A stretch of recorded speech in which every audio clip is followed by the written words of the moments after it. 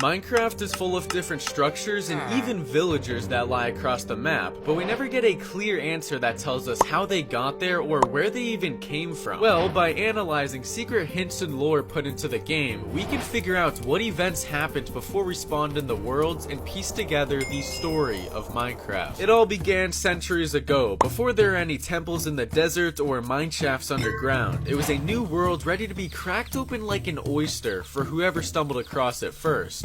Oh, and when you look at that, there's the first sign of human life, some wild Neanderthals. They weren't Neanderthals for long though. As time went on, they learned to mine and craft, group up together to kill animals, and discover more crafting recipes to make killing animals even easier. And it wasn't long before they went from living under the green top to having nice little cozy houses by the riverside to grow their crops. These builders were the ones that made all of the structures in the overworld we see today, like the giant prismarine monuments that they built to worship and offer gold to the gods they believed in, as well as the huge mine shafts underground, which they used to collect all the different types of ores. But our ancient friends had a problem. They had become so ambitious and adventurous that the usual mundane blocks and boring modified jungle edge biome wasn't giving any more satisfaction. The ancient builders wanted something new to discover, and that's when a man by the name of Alexander, king of one of the largest and most advanced settlements in the world, built a working nether portal with his son, which is where our story really begins. Alexander had more of a desire for adventure than anyone else, and he was ready to take on a whole new dimension. Before going in though, they went ahead and threw just about 15 pigs into the portal to see if it was safe, and only 1 out of 15 of them came back through. Alright guys, only one of the pigs survived. I don't think going in with just iron armor. Wait guys, what the f are you doing? Wait, are you guys insane?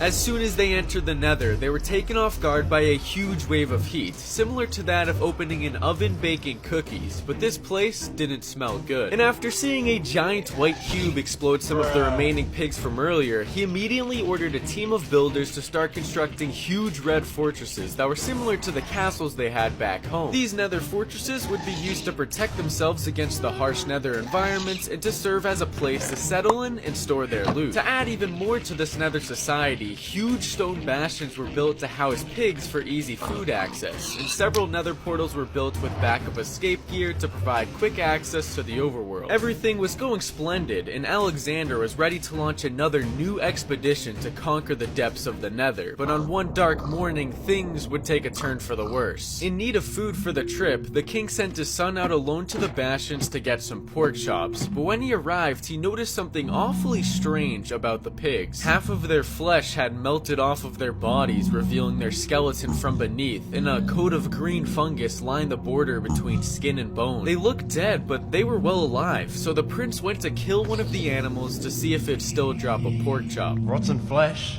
That's weird. Wait, huh? Because the netherwarts the pigs were being fed was a fungus, it ended up taking control of their bodies and turning them into aggressive zombie pigmen. The prince didn't come prepared for battle, so he ran as fast as he could towards the fortress. Help! Help! Help! Help! The screams echoed off the walls of the nether and made their way to Alexander, who immediately ran to see what the yelling was about. Quickly looking through one of the fortress windows, he could see the horde of monsters chasing after his son, but before he could mine through the wall to save him, it was too late. Hang in there, son, I'm coming!